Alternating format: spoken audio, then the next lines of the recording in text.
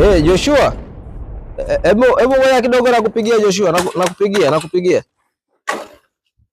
Wewe. Shikamoo. Umekuja kufanya nini hapa? Nyie ndio wezi? Hapana. Unajifanya unaokota makopo, kumbe unawinda kuja kuniibia nguo, si ndio hivyo? Hapana, mimi nilikuwa nachukua nguo, nilikuwa naokota makopo tu. Unanifokea? Yaani mimi nakuaga naacha viatu vyangu hapa nje nakuta vimeibiwa, kumbe nyie ndio mnajipitisha, mnajifanya mnaokota makopo, kumbe nyie ni wezi. Hapana. Nikuitie mwizi? Hapana. Mwizi! Nini? Acha nimuitie mwizi wa mchome moto huyu. Afanyaje mpaka unamuitia mwizi? Si waokota makopo wezi hao. Anakuja anajiokotesha makopo ili aibe hapa.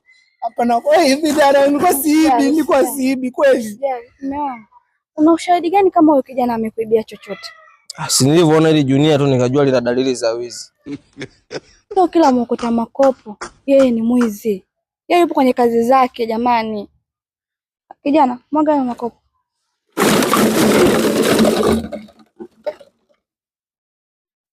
Kitu gani kakuibia hapa? Yaani nilimshuku, sio kwamba eti ni moja kwa moja nilimshuku.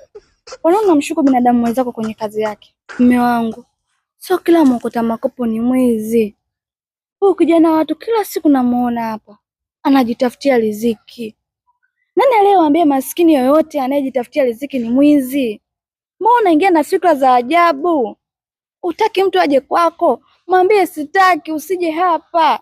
Sio kumpigia makelele unamuitia mwizi. Haya akipigwa hapo akifa.